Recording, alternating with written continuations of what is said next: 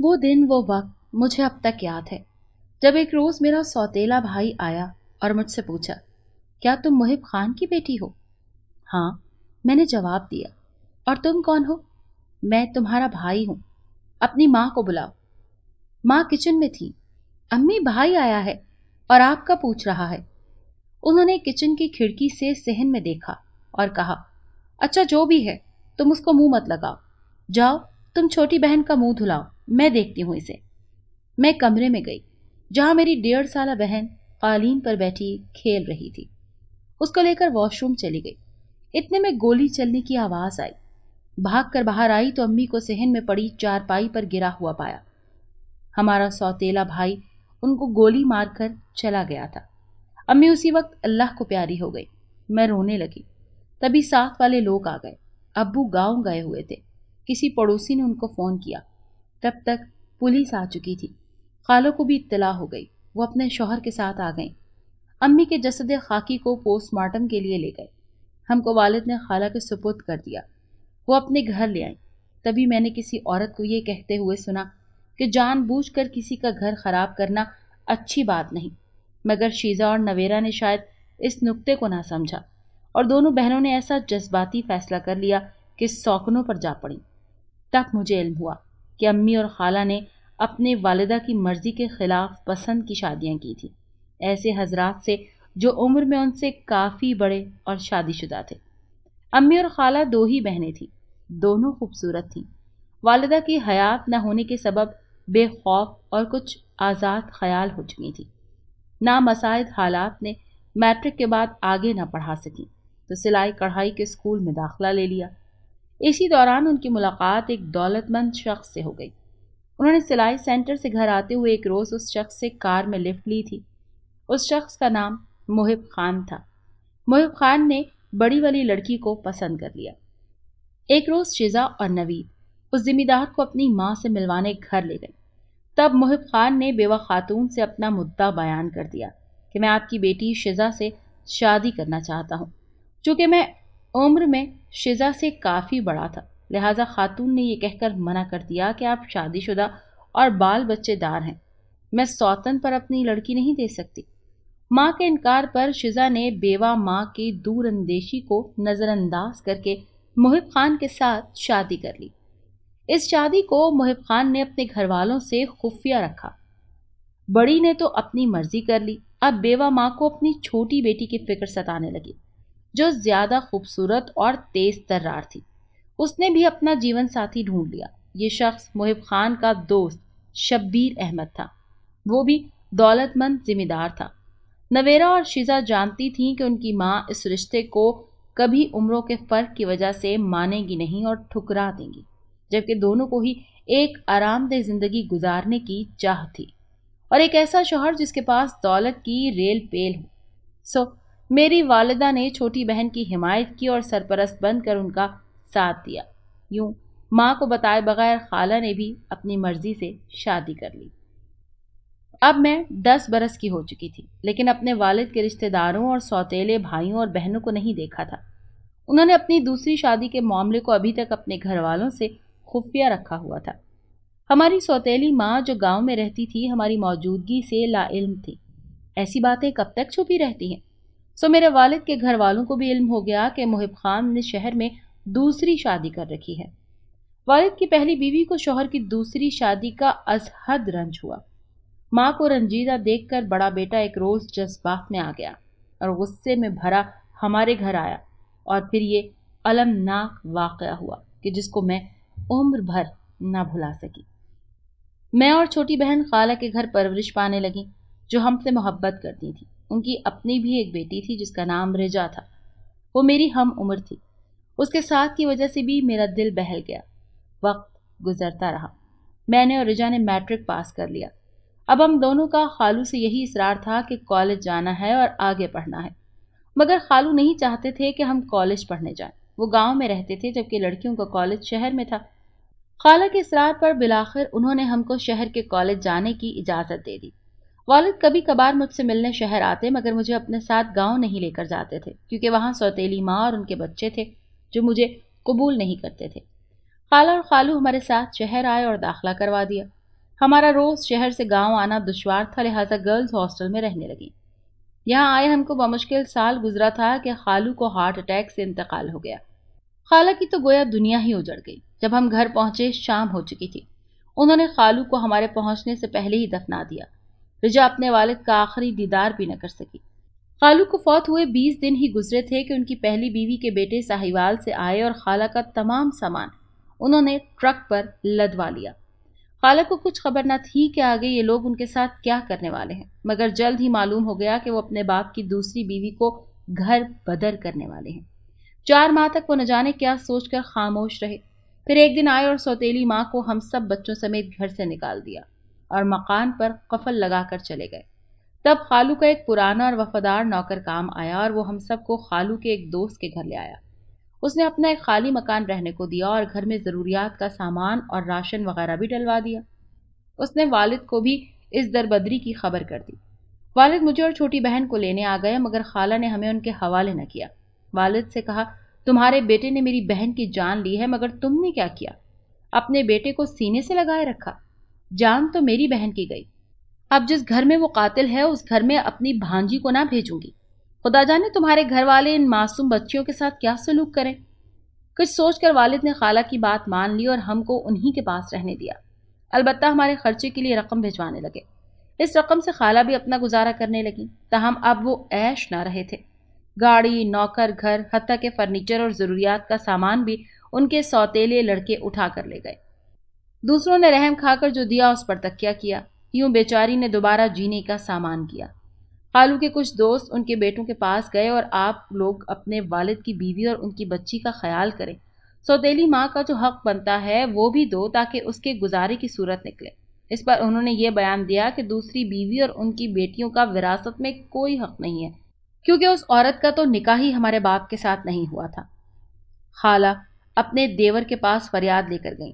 اس نے بھی ساتھ نہ دیا اور خالہ کے بارے میں صاف کہہ دیا کہ عورت میری بھابھی نہیں ہے، ورنہ کبھی تو میرا بھائی ان سے متعارف کراتا۔ ایسے بے نام اور خفیہ نکاح کو ہم نہیں مانتے۔ وہ لوگ گاؤں کے مولوی صاحب کے پاس بھی گئے، مگر وہ بھی خالو کے باعث رشتہ داروں سے خوفزدہ ہو کر اس معاملے سے انجان ہو گئے۔ خالہ ناچار خاموش ہو کر بیٹھ گئی اور ان کی طرف سے لڑنے والا کوئی نہ تھا۔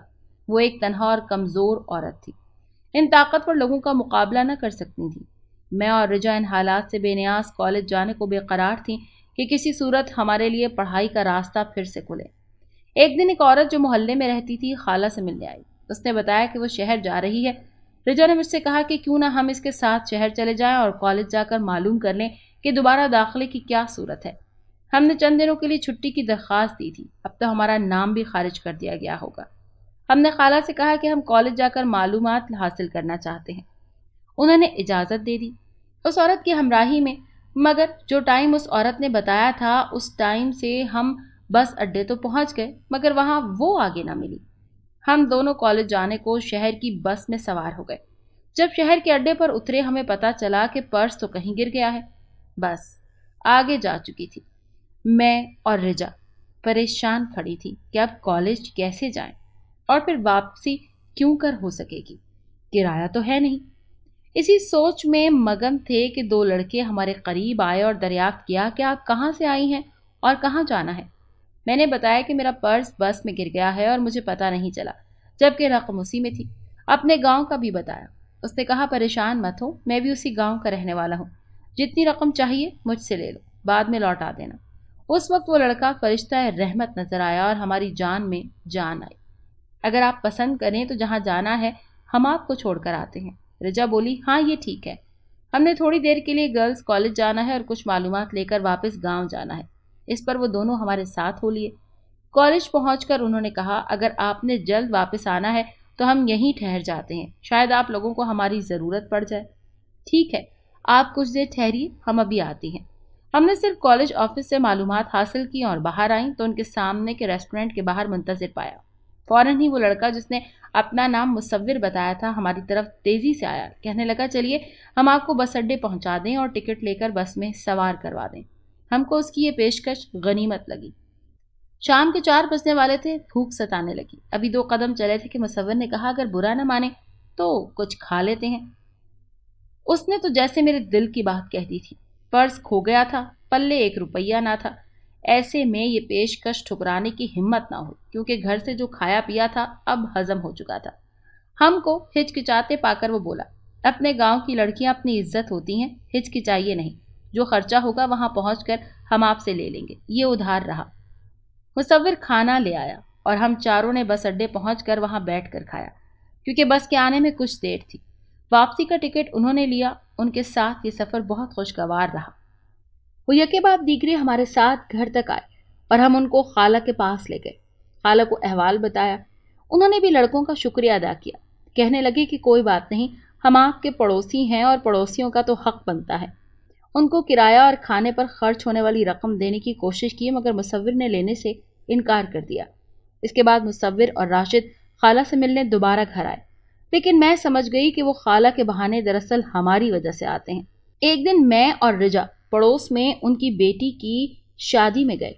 वहां मुसव्विर और राशिद मौजूद थे। उन्होंने बताया कि हमारे रिश्तेदार हैं। शादी वाले घर में उसने मुझे अपना फ़ोन नंबर भी दिया और फिर हमारा राब्ता रहने लगा। अब मैं कभी किताब कभी कॉपी लेने के बहाने किताबों की दुकान पर जाने लगी। रिजा साथ होती, वहां मुसव्विर और राशिद भी आ जाते और हम मुलाकात कर लेते। मुसव्विर ने मुझे और राशिद ने रिजा को तोहफे भी दिए, जिनका जिक्र हमने खाला से नहीं किया। हमने FA प्राइवेट तालिबात के तौर पर करना था, लिहाजा कभी कभी कॉलेज जाना होता। जब जाना होता मैं मुसव्विर को फ़ोन पर बता देती, तब वो अड्डे पर आ जाता, हमारे साथ कॉलेज जाता और वापस आता। मुझे उसके साथ होने से तहफ़्फ़ुज़ का एहसास होता। मुसव्विर और राशिद आपस में कज़न थे। उन्होंने बताया कि दोनों की मंगनियां हो चुकी हैं। मुसव्विर ने मुझे यकीन दिलाया कि वो शादी मुझसे ही करेगा, क्योंकि उसको अपनी मंगेतर पसंद नहीं है। मैं भी उसकी बातों में आ गई, जबकि रिजा कहती थी कि ये वैसे ही हमसे दोस्ती किए रखे हैं, शादी अपनी मंगेतरों से ही करेंगे। मुसव्विर से जब मैं ये बात कहती तो वो कसमें खाने लगता कि ये बात सही नहीं है। जो ही मुलाजमत मिलेगी वो रिश्ते के लिए अपनी वालिदा को मेरी खाला के पास बुलवाएगा। खाला को भी किसी तरह सुनगुन हो गई कि मैं मुसव्विर से शादी के ख्वाब देख रही हूँ। उन्होंने समझाया कि तुम ऐसी सोच को ख्याल में ना लाओ, ये मुमकिन नहीं है। किसी भी वक्त तुम्हारे वालिद आकर तुम लोगों को ले जा सकते हैं। मुझ पर तुम्हारी एक बड़ी जिम्मेदारी है। अपने जहन को साफ रखो, वरना दिल का ये घाव उम्र भर भरता नहीं है। मेरी और अपनी वालिदा की मिसाल देख लो। हम नादान कच्ची उम्र की लड़कियों पर कब ये पंदो मसाइब असर करते हैं। उल्टा नसीहत करने वाले ही जहर लगते हैं। एक दिन मुसव्विर ने मुझे फ़ोन किया कि वो मुलाजमत के सिलसिले में शहर जा रहा है, बेहतर है मैं उससे मिल लूँ। उसने मुझे किताबों की दुकान पर आने का कहा। जब मैं वहाँ गई तो कहने लगा, 3 माह के लिए जा रहा हूँ, बेहतर है कि हम कुछ देर कहीं बैठकर बात कर लें। वो मुझे नदी किनारे ले गया। हम वहाँ दरख्त की छांव तले बैठकर बातें कर रहे थे कि उसके 2 कज़न वहाँ से गुजरे। ये उसकी मंगेतर के सगे भाई थे। उन्होंने पास आकर उससे कुछ सवालात किए। वो बुरी तरह घबरा गया। उस वक्त वो चले गए, मगर बाद में सख्त बाज पुर्स की। उसने उनसे कहा कि ये राशिद की दोस्त है, मेरी नहीं। वो शहर जाने के बजाय अस्पताल दाखिल हो गया। इस वाक़े के हफ्ते बाद उसकी कज़न अपने बहन के साथ खाला के घर आई। मुझसे पूछा, क्या तुम मेरे मंगेतर के साथ मुलाकातें करती हो और तुम्हारा उसके साथ क्या ताल्लुक़ है? मैंने कहा, कुछ नहीं, हम रजिस्ट्रेशन नंबर लेने शहर के लिए कॉलेज जा रहे थे। वो हमको अड्डे पर मिल गया। वो भी इसी बस में जा रहा था। हमारा पर्स खो गया था तो उसने मदद कर दी। इसके सिवा हमारा कोई ताल्लुक़ वास्ता नहीं है। वो बोली, मेरे भाइयों ने तो मुताद्दिद बार तुम दोनों को साथ देखा है। बहरहाल अब खबरदार हो जाओ और उसका ख्याल छोड़ दो, वरना बहुत पछताओगी। उसकी मंगेतर ने यहाँ तक ही बस न किया। एक दिन उसकी माँ भी खाला के घर आ गई और उनको कहा कि अपनी भांजी को समझा लो, ये मुसव्विर का पीछा छोड़ दे, वरना अच्छा नहीं होगा। तब खाला ने फिर समझाया, बेटी अब कोई ऐसी गलती न करना, वरना हमारा यहाँ रहना ये लोग दोबर कर देंगे। मैं बहुत रोई और मुसव्विर से ना मिलने का अहद कर लिया। जब उसका मेडिकल चेकअप ठीक हो गया, उसका फ़ोन आया, एक बार मिल लो, बेशक उसके बाद ना मिलना। उसने कहा, किताबों की दुकान पर। मैं नहीं आऊँगा, राशिद तुमको वहाँ से मेरे पास ले आएगा। उसकी मिन्नत समाजत पर मैं दुकान पर गई। वहाँ राशिद मौजूद था, उसके साथ होली। हम खेतों से काफ़ी आगे निकल गए। जब मैं राशिद के साथ मुसव्विर से मिलने जा रही थी, बदकिस्मती से उसके एक रिश्तेदार ने हमको देख लिया। मैं तो बुरके में थी, मगर राशिद की शामत आ गई। उस रिश्तेदार ने जाकर राशिद की होने वाले ससुर को बता दिया, जिस पर उन लोगों ने झगड़ा किया। तब मुसव्विर की माँ हमारे घर तस्दीक करने आई। मैंने मुसव्विर को बचाने की खातिर ये झूठ बोला कि मेरा ताल्लुक़ मुसव्विर से नहीं है, बल्कि मैं राशिद ही से मिलने के लिए गई थी, मुसव्विर का सहारा लेती थी। مجھے کیا خبر تھی کہ اس جھوٹ کا خمیازہ راشد کو سخت بھگتنا ہوگا۔ اس کے سسر نے بیٹوں کو کہا کہ جا کر راشد کی خبر لو۔ بس ایسا جھگڑا بڑھا کہ بیچارے راشد کا انہوں نے بازو توڑ کر رکھ دیا۔ یہی نہیں، اس کی منگنی بھی ٹوٹ گئی، حالانکہ وہ بے قصور تھا۔ اس جھگڑے سے خوفزدہ ہو کر مصور شہر چلا گیا اور کافی دن گاؤں نہ لوٹا۔ انہی دنوں والد ہم سے ملنے آئے۔ خالہ کے حالات ایسے تھے کہ وہ ہم کو ساتھ لے جانے پر مصر ہو گئے اور میں چھوٹی بہن کے ہمراہ مجبوراً والد کے ہمراہ ان کے گاؤں والے گھر آ گئی، جہاں نہ چاہتے ہوئے بھی ہمیں ان کے گھر والوں نے قبول کر لیا، کیونکہ اب ہم بڑی ہو گئی تھی اور ہماری ماں بھی نہیں رہی تھی۔ یہاں میرے لیے کسی شے کی کمی نہ تھی، جہاں جانا ہوتا گاڑی پر جاتی، ہر طرح کا آرام تھا، مگر میں اداس تھی۔ سب سے بڑھ کر یہ دکھ تھا کہ وہ سوتیلا بھائی جو میری ماں کا قاتل تھا ہر وقت میری نظروں کے سامنے پھرتا تھا۔ مجھے اسے بھائی کہنا پڑتا تھا اور ادب سے پیش آنا پڑتا تھا۔ اب میں اپنے والد کی گاڑی میں کالج جاتی۔ اس طرح میں نے پرائیویٹ طالبہ کے طور پر ایف اے کے پرچے دیے، جبکہ رجا بیچاری نے میرے آ جانے کے بعد تعلیم کو خیرآباد کہہ دیا۔ وہ کالج جا سکی اور نہ پرچے دے سکی۔ سالانہ امتحان ختم ہو گئے، رزلٹ آیا، میں پاس ہو گئی۔ انہی دنوں میں نے خالہ کے پاس جانے کی ضد کی تو ابو مجھے چند دنوں کے لیے ان کے پاس گاؤں لے گئے، جہاں خالہ رہتی تھی۔ مجھے مصور کی یاد ستانے لگی کہ اب وہ کس حال میں ہوگا، ملازمت ملی یا نہیں۔ رجا سے پوچھا، اس نے ٹال مٹول سے کام لیا۔ ایک روز پتا چلا کہ اس کی شادی ہے، تب رجا نے کہا، میں نے تم سے نہیں کہا تھا کہ مصور کا خیال چھوڑ دو، تم نے اس کی خاطر خواہ مخواہ بیچارے راشد کو مصیبت میں ڈال دیا۔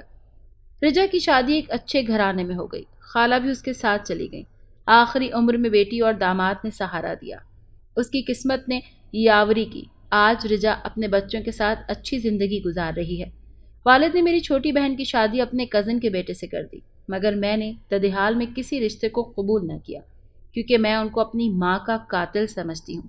اب جب بھی سنتی ہوں کہ کسی لڑکی نے شادی شدہ مرد سے شادی کی ہے، کسی سوتن کے ہوتے پسند کی شادی کر لی ہے، تو میرا دل رونے لگتا ہے۔ کاش لڑکیاں ایسا قدم اٹھانے سے پہلے اپنا انجام سوچ لیا کریں۔